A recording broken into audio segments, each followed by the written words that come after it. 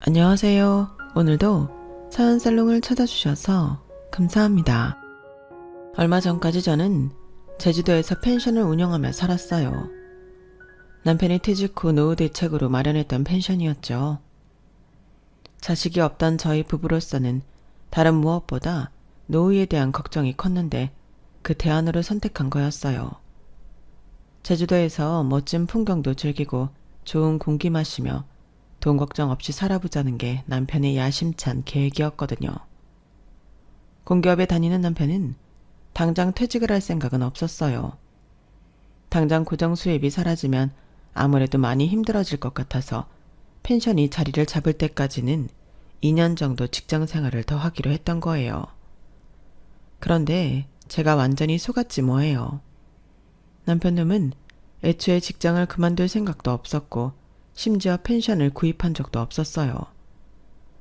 제가 24시간을 매달려 쓸고 닦고 손님을 상대했던 그 펜션이 우리 게 아니었다는 사실에 저는 망연자실했고 이후에 알게 된 경악스러운 상황에 이혼까지 결심하게 되었어요. 도대체 저희 부부한테 무슨 일이 있었는지는 지금부터 소상히 전해드리겠습니다.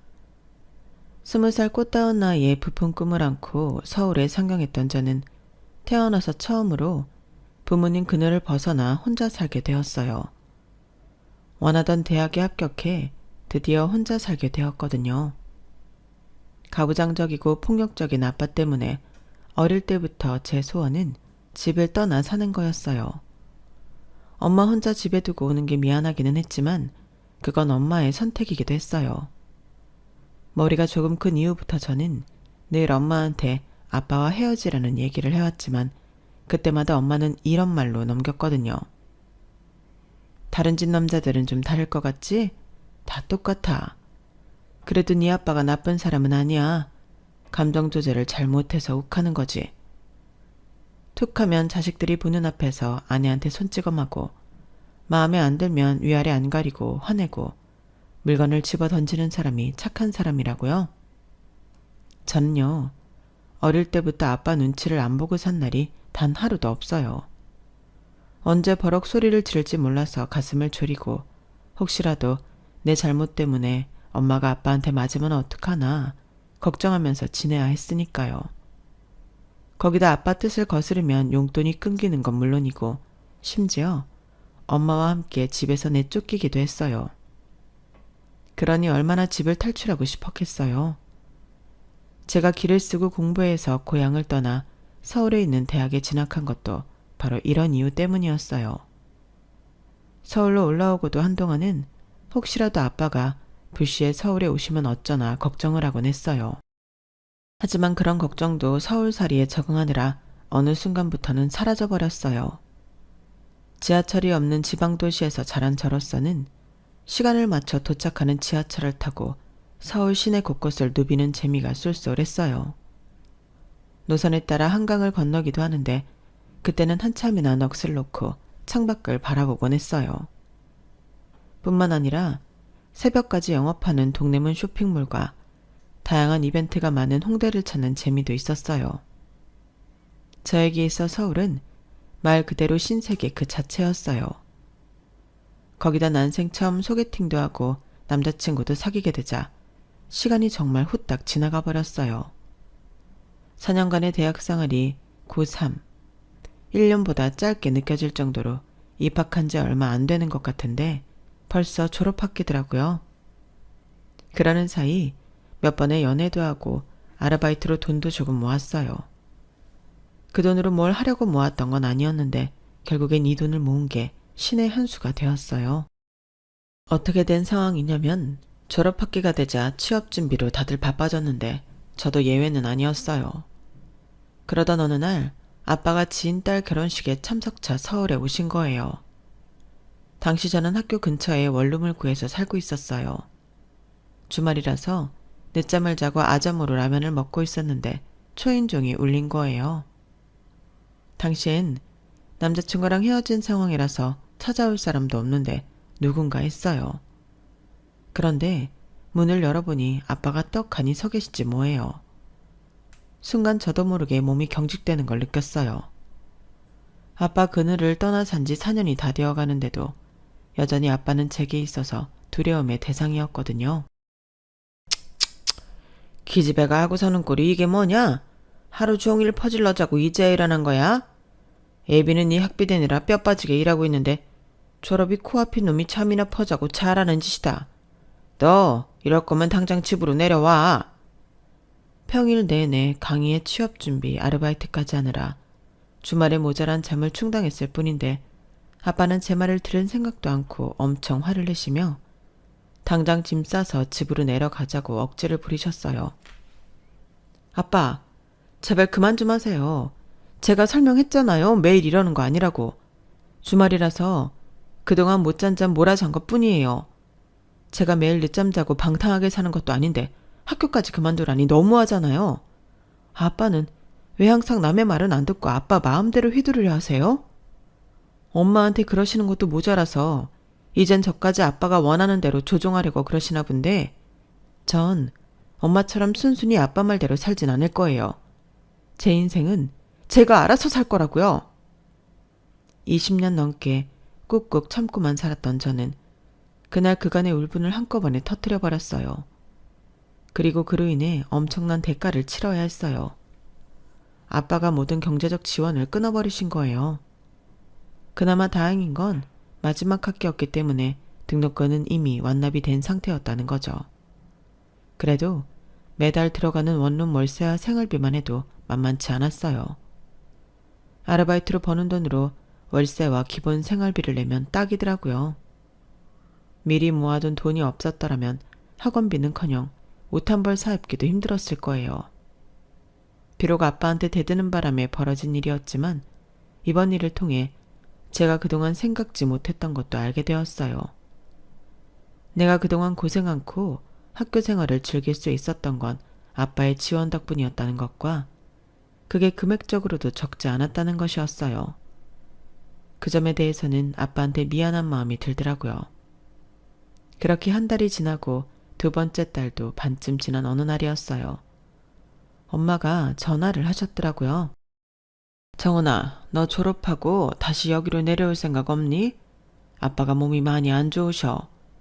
여기 병원에서 검사를 해봤는데 상태가 많이 안 좋아. 일단 서울에 있는 큰 병원에 가서 다시 검사를 받아보기로 하긴 했는데 결과가 크게 다를 것 같지는 않아. 아빠는 너한테 말하지 말라고 그러시는데 엄마 입장에서는 그럴 수가 없어서 전화했어. 혹시라도 네 아빠가 잘못되면 그땐 정훈이 네가 얼마나 후회가 되겠니? 기껏 서울에서 대학까지 다닌 딸한테 고향으로 내려오라고 하는 게 자식 앞길 막는 거라는 건 알지만 그래도 엄마는 네가 와줬으면 좋겠어. 엄마가 부탁할게. 전화기 너머로 훌쩍이는 엄마 울음소리를 들으니까 저도 마음이 편치 않았어요. 하지만 엄마가 저한테 이런 전화를 할 정도로 아빠가 많이 아프다는 게 솔직히 실감이 나지는 않았어요. 평생 거대한 산처럼 제 앞에 버티고 서 있을 것만 같았거든요. 그날 엄마 전화를 받은 뒤로 정말 많은 고민을 했어요. 서울이 아닌 지방에서 취업할 생각은 한 번도 해본 적이 없었거든요. 어떻게 올라온 서울인데 제대로 싸워보지도 못하고 낙향하는 기분이라서 선뜻 결심이 안 섰어요. 그러다 얼마 뒤 서울에 있는 대학병원에 검사를 받으러 온 아빠를 보고는 앞뒤 잴 거 없이 귀향을 결심했어요. 그날 본 아빠 모습은 지금까지 살면서 제가 봐왔던 아빠 모습이 아니었거든요. 아빠를 못 본 지 불과 2달 정도 지났을 뿐인데 어쩌면 사람이 이렇게 변할 수 있는 건지 무섭기까지 했어요. 저희 아빠가 180이 넘는 키에 몸무게가 100kg에 가까운 거구시거든요. 그런데 병원에 검사하러 오셨을 당시 몸무게가 70kg가 조금 넘는 정도였어요. 남들이 보기에는 적당한 몸무게라고 할 수 있겠지만 갑자기 살이 빠진 탓인지 얼굴에 병색이 짙어 보여서 그런 건지 아빠를 본 순간 저도 모르게 눈물이 고이더라고요. 예전 같으면 저를 보고 버럭 소리부터 질렀을 아빠였지만 기운이 없어서 그러신 건지 병으로 마음이 약해져서 그러신 건지 그저 저를 물끄러미 바라보기만 하셨어요. 그런 변화에 더 가슴이 찢어질 것처럼 아프더라고요. 검사를 마치고 다시 집으로 내려가시기 전에 아빠가 그러시는 거예요. 네 엄마가 쓸데없이 너한테 말해놓은 모양인데 이거 하나만 똑똑히 알아둬라. 아빠 이렇게 안 쓰러진다. 그러니 걱정 안 해도 된다. 너도 그동안 네가 벌어서 살다 보니 돈 버는 게 얼마나 힘든지 알았을 거다. 한 달도 안 돼서 힘들다고 손 벌릴 줄 알았는데 이렇게 버틴 게 아빠는 대단하다고 생각한다. 앞으로도 그런 각오로 살아라. 부모가 언제까지 네 옆에 있어줄 수는 없으니까. 아빠는 마치 다가올 미래를 어느 정도 알고 있다는 듯이 평소에는 하지 않던 말을 하셨어요. 이상하게 그리 다정하지도 않았던 아빠의 그 말에 저는 그동안 쌓았던 감정이 조금은 누그러지는 것 같았어요. 이번 일을 계기로 앞으로 고향에 내려가게 되면 아빠랑 조금은 가까워질 수도 있겠다는 기대가 되었어요. 그런데 그날 아빠의 말이 마지막 유언이 되고 말았지 뭐예요. 검사 결과가 나오기도 전에 아빠가 세상을 떠나셨거든요. 장례식을 치르는 내내 아빠의 마지막 모습이 떠올라서 눈물이 그치지 않았어요. 이제야 겨우 아빠를 마주볼 자신이 생겼는데 시도도 해보기 전에 영영 이별을 하게 되니 너무 억울하고 야속하기도 했거든요. 그나마 다행인 건 그날 아빠를 만나지 않았다면 예전 아빠 모습만 기억에 남았을 테니 이렇게까지 슬프지는 않았을 거라는 사실이었어요. 사람은 죽을 때가 되면 변한다는 말이 그날처럼 마음에 와닿기는 처음이었어요. 아빠가 돌아가시는 바람에 고향으로 내려가 취직 자리를 알아보려던 제 계획은 전면 수정이 됐어요. 제가 고향으로 내려가는 대신 엄마가 서울로 올라오게 되었거든요. 가족이라곤 둘밖에 없는데 떨어져 살 필요는 없으니까요. 엄마 역시 아빠가 떠나고 없는 집을 지키며 사는 게 고통일 테고요. 엄마가 집을 팔고 아빠가 하시던 사업체를 지인한테 넘기는 사이 저는 엄마와 둘이 살 집을 알아보았어요. 서울 집값은 제 고향집에 비하면 엄청 가격이 높았지만 그래도 아빠가 남기신 유산이 꽤 돼서 엄마랑 둘이 살 20평대 아파트는 살 수 있었어요.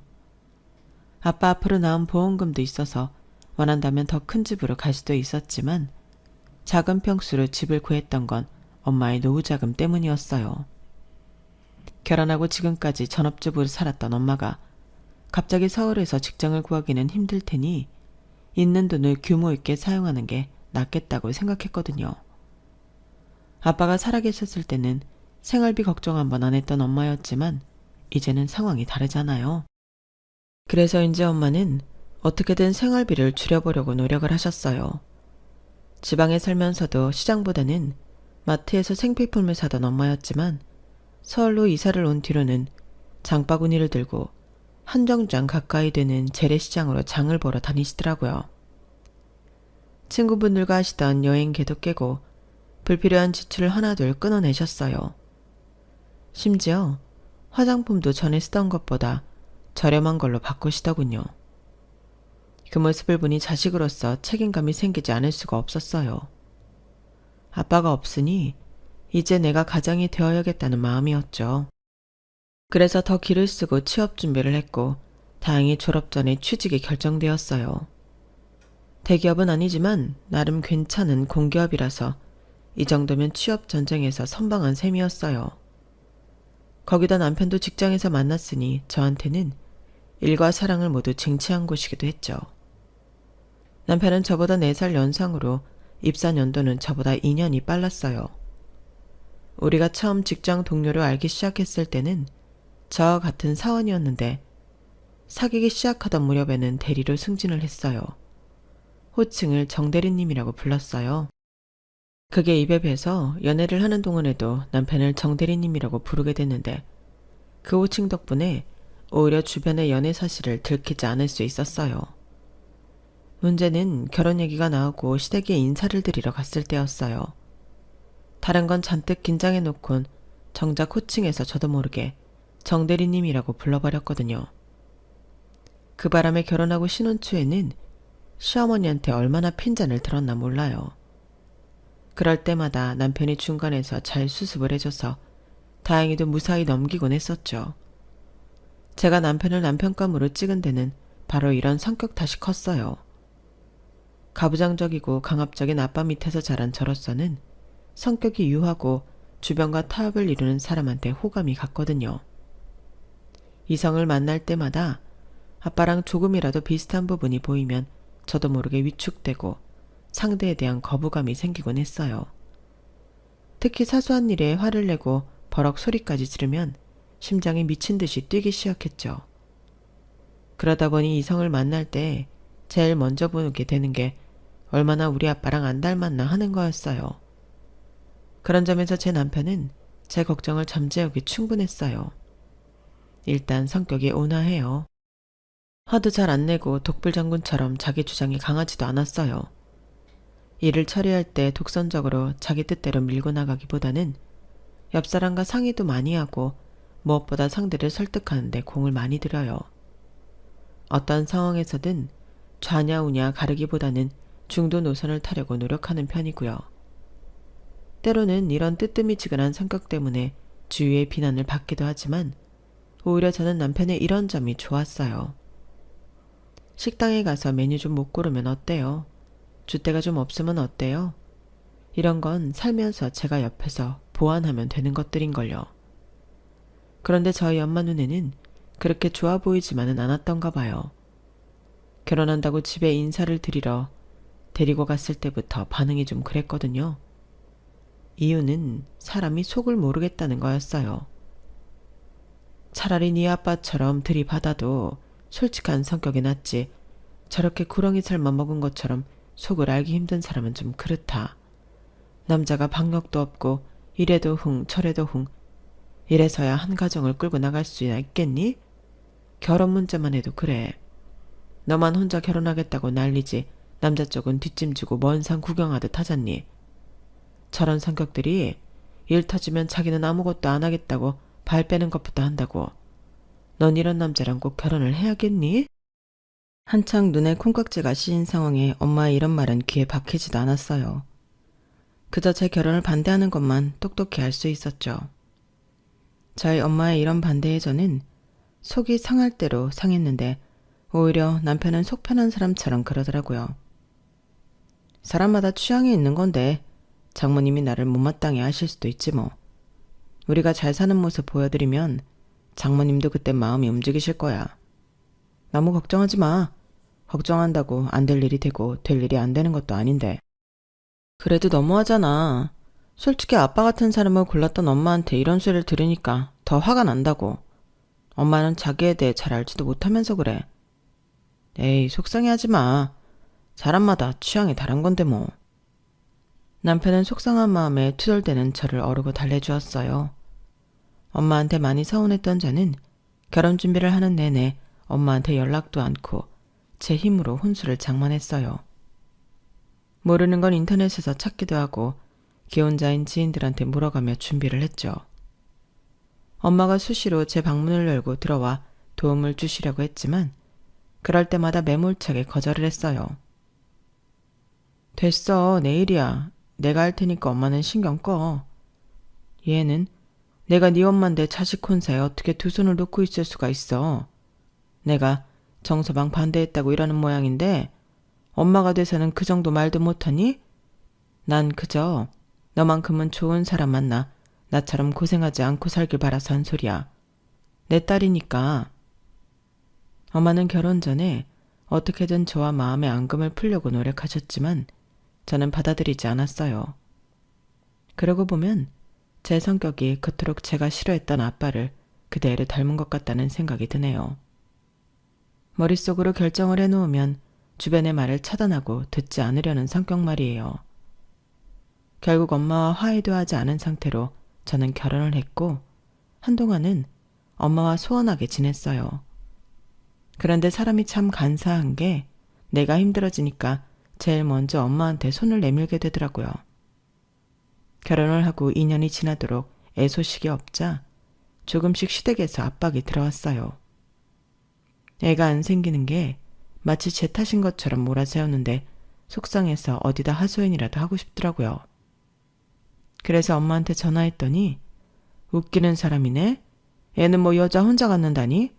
그리고 아직 결혼한 지 2년밖에 안 됐는데 왜 그렇게 사람을 달달 볶아? 내 말이 누가 보면 내가 애 못 가진 지 10수년은 된 사람인 줄 알겠다니까?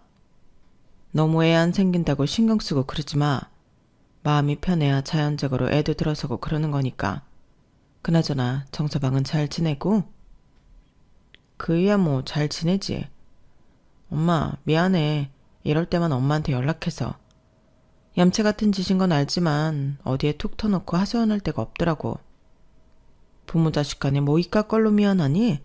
그런 생각은 하지도 마. 앞으로도 속상하는 일 있으면 엄마한테 전화해. 다른 사람도 아니고 내 딸 고민도 못 들어주겠니?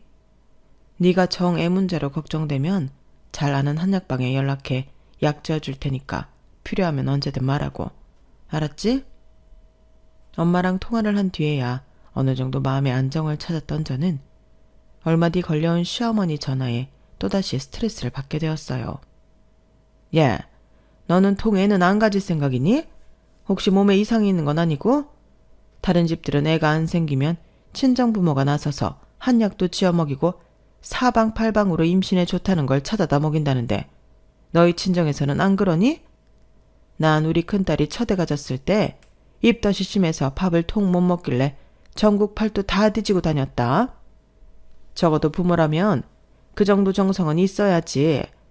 자식 결혼식 때도 내내 뚱한 표정으로 있더니만 혹시 이 결혼이 마음에 안 들어서 여직 그러시는 건 아니지?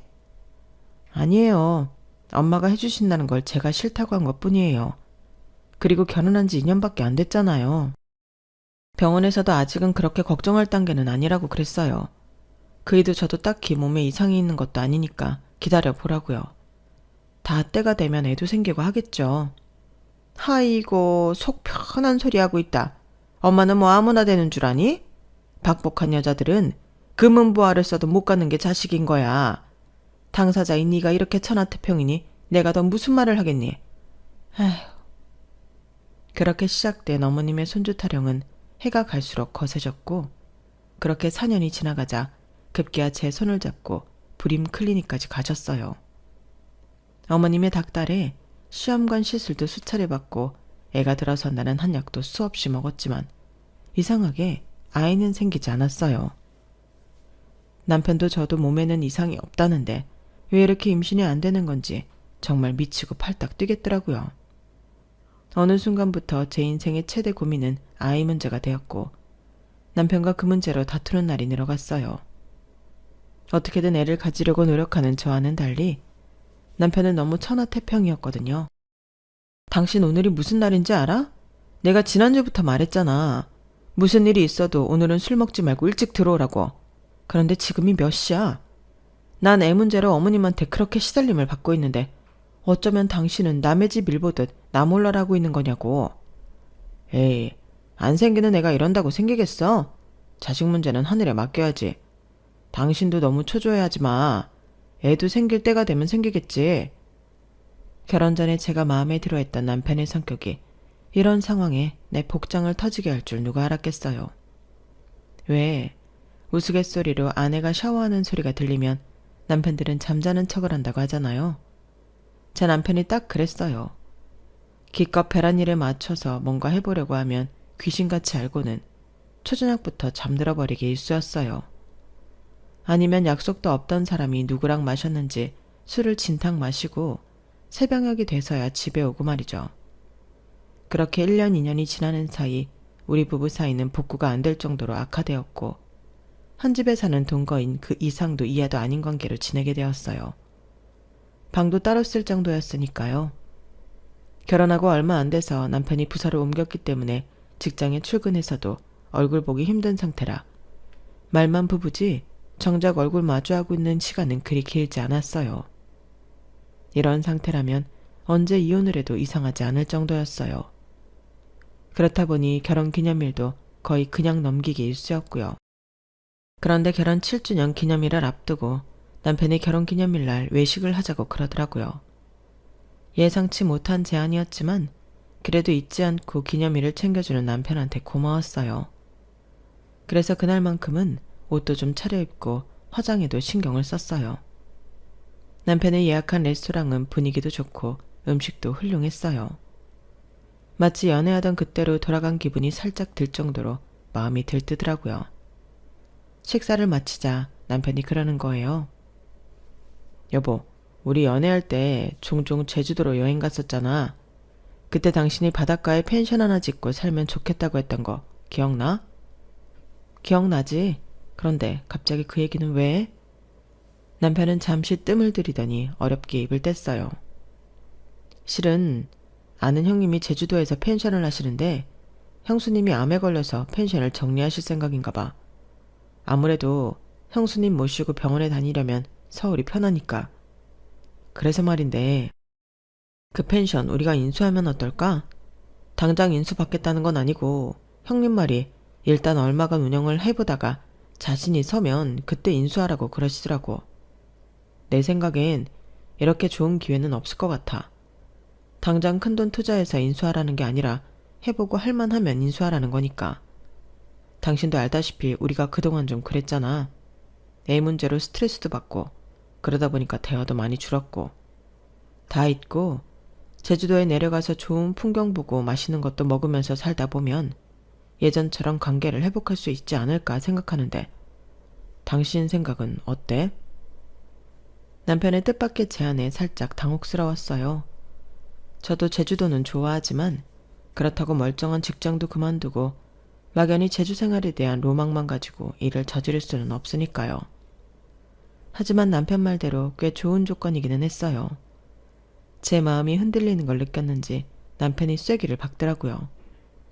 정 걱정되면 일단 당신만 퇴사를 하고 나는 회사 생활을 더 해볼게. 아무래도 펜션 운영이 자리를 잡을 때까지는 고정 수입도 필요하니까. 둘 다 퇴사를 하고 달려드는 게 아니라고 하니까 더 솔깃하더라고요. 어느 정도 재정적인 문제에 대한 걱정을 덜 수 있으니까요. 그래서 한번 해보자 싶었어요. 어차피 당시 다니던 직장을 평생 직장이라고 생각하지는 않았거든요. 공기업이 안정감은 있는데 솔직히 고인물이 되어가는 기분이 드는 건 어쩔 수 없었어요. 일에 대한 성취감이 일반 회사들에 비해 떨어지는 것도 사실이었고요. 그래서 언젠가 다른 곳으로 이직을 해야 하지 않을까 생각만 하고 있었는데 그런 의미에서 펜션 운영은 나쁘지 않을 것 같았어요. 그래서 회사에 사표를 내고 당장 쓸 짐을 챙겨 제주도로 내려갔어요.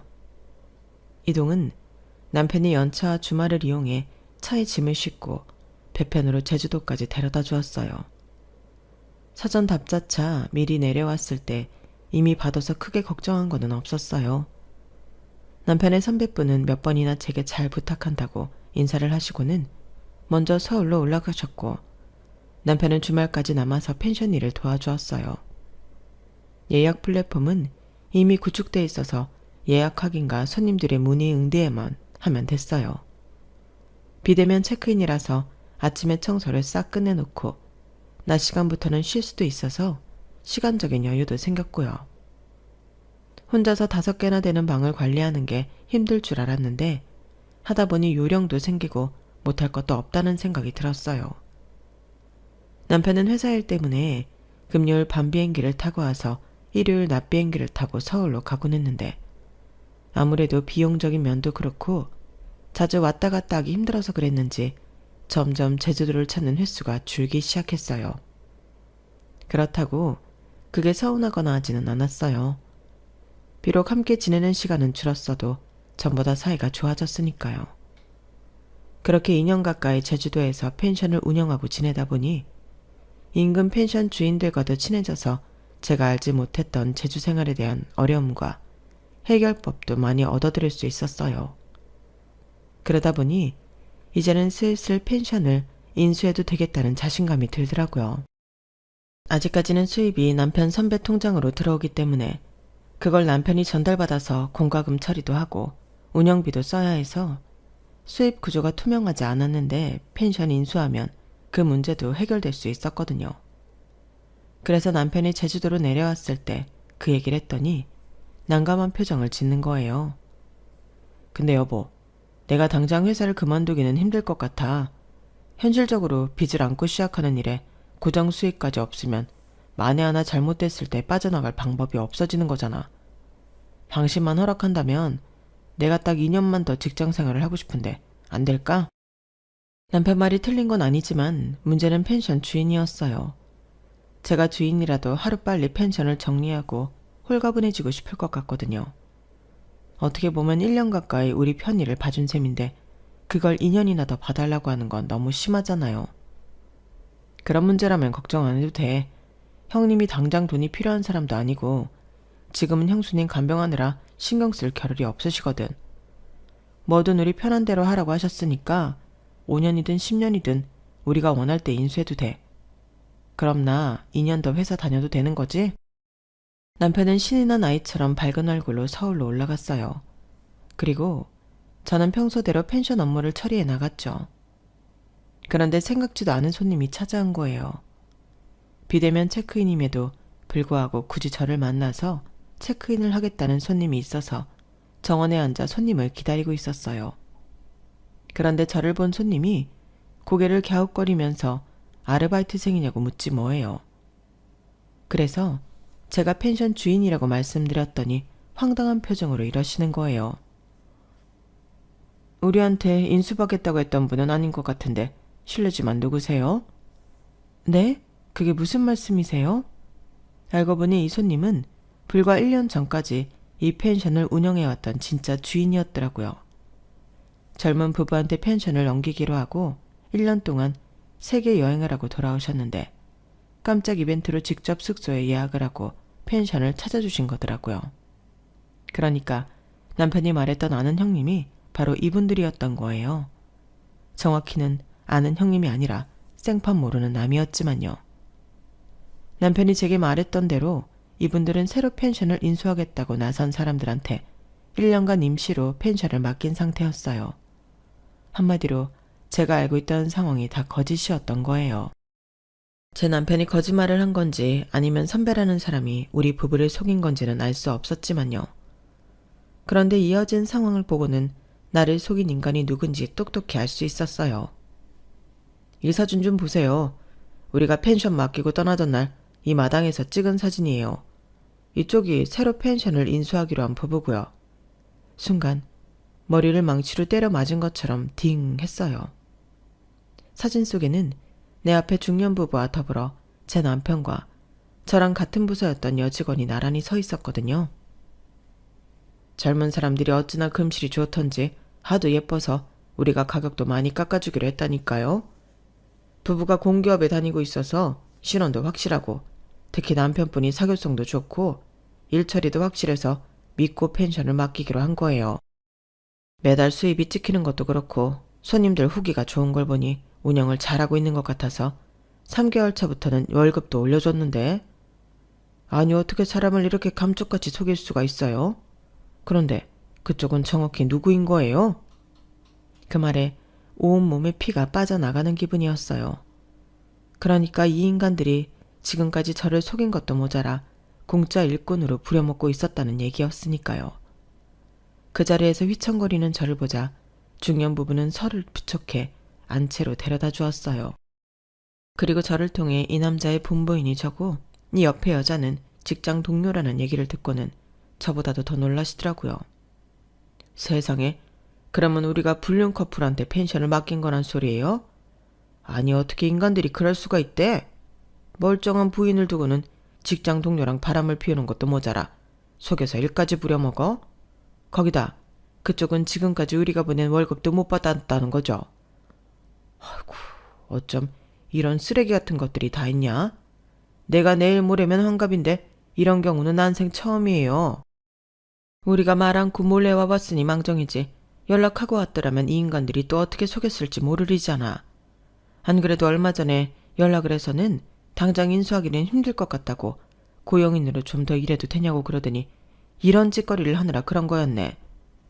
그래서 뭐라고 하셨어요? 우리와 그래주면 더 좋다고 그랬죠. 사실 1년 여행 다니며 쉬다 보니까 다시 일하기 싫어지더라고요. 매달 따박따박 돈도 들어오겠다. 신경 쓸 필요도 없으니까 얼마나 좋아. 그런데 세상에 젊은 사람이 어쩌다 그런 인간들한테 속아서 이런 일을 당했대요. 혹시 우리 도움이 필요하면 언제든지 말해요. 우리가 법정에 가서 증언도 해줄 테니까. 그러니 이대로 쓰러지지 말고 이 악물고 싸워요. 전주인 아주머니 말 맞다나 저도 이렇게 물러날 생각은 없었어요. 그래서 엄마 친구분 도움을 받아 실력 있는 이혼 전문 변호사를 선임했어요. 그리고는 바로 남편과 내연녀의 뒷조사에 들어갔죠. 두 인간이 만나기 시작한 건 벌써 4년 가까이 됐더라고요. 제가 제주도에 내려온 이후로는 아예 살림을 합쳐서 부부 행세를 하며 살고 있었어요. 어이가 없는 건 저희 시어머니도 그 집에 드나들고 있다는 거였어요. 아주 모자가 짜고 그동안 저를 속인 채 이중생활을 해왔던 거예요. 둘이 편하게 함께 살기 위해 저를 제주도로 보내놨던 거였죠. 아마 처음엔 펜션을 사서 저만 내려보낼 계획이었을 거예요. 그러다가 운 좋게 월급쟁이 운영자를 구하는 펜션 주인을 만나고는 바로 계획이 바뀐 걸 테고요. 불륜도 편하게 하고 제가 일한 돈까지 지들이 받아 챙기니 얼마나 좋았겠어요. 생각할수록 피가 거꾸로 솟는 심정이었지만 지금 제게 필요한 건 이성적인 판단이었어요. 어차피 엎질러진 물, 어떻게든 그 인간들한테 많이 뺏어내고 인생을 망가뜨리는 게 중요했으니까요. 그래서 이런저런 상황을 다 고려해서 남편한테 이혼 소송을 걸었고 남편과 상간녀 월급에 차압을 걸었어요. 그러는 과정에서 회사 내에서는 두 사람의 불륜 사실이 퍼지게 됐고 저는 손 안 대고 코풍격으로 두 인간을 회사에서 매장시켜버렸어요. 그리고는 그동안 제가 펜션에서 일하며 받았어야 했던 임금을 돌려받았고 재산 분할은 물론 남편이 불륜으로 결혼을 파탄으로 몰고 간 점을 따져서 위자료도 톡톡히 받았어요. 그 위자료에는 저를 퇴사하게 만들어 앞으로 생길 수 있었던 고정 수입을 못 받게 만든 것까지 고려해 꽤 높은 금액을 요구할 수 있었어요. 거기에 펜션 주인분들도 남편과 내연녀 앞으로 사기죄로 소송을 거셨어요. 그렇게 1년 가까이 법정 싸움을 한 끝에 저는 이혼을 할 수 있었어요. 제가 받은 마음의 상처는 남편 돈과 내연녀 돈으로 금융치료를 할 수 있었고요. 그리고 그 돈에 제 퇴직까지 합해서 제가 그동안 관리해왔던 펜션도 인수했어요. 원래는 대출을 끼고 살 생각이었는데 엄마가 서울집을 정리하고 제주도로 내려오시기로 하면서 일종의 합작 투자 형식으로 도움을 받을 수 있었거든요. 비록 남편 놈한테 속아서 내려온 제주행이었지만 결과적으로는 제 인생의 이막을 열 수 있는 계기가 되어서 만족하고 있어요. 저를 속이고 못된 짓거리를 하던 남편과 상간녀는 이제서야 지들이 저지른 죄값을 받고 있다더군요. 회사에서도 잘리고 주변의 평판도 떨어지고 거기다 경제적으로도 쪼들리고 있으니 말이에요. 인생이 그런 거 아니겠어요? 당장은 몰라도 결국엔 뿌린 대로 거두게 되는 법이잖아요. 악을 뿌리면 결국엔 불행만 자랄 뿐인 거죠. 아무튼 의도치 않게 제주에서 시작된 인생 이막이지만 제대로 한번 살아볼 생각입니다. 여러분도 많이 응원해주세요. 저도 여러분들을 응원하겠습니다. 행복하세요. 지금까지 제 사연을 들어주셔서 감사합니다. 여러분, 사연 댓글에 응원과 현명한 조언 부탁드려요. 좋아요와 구독은 저에게 큰 힘이 됩니다. 오늘도 좋은 일 가득하세요.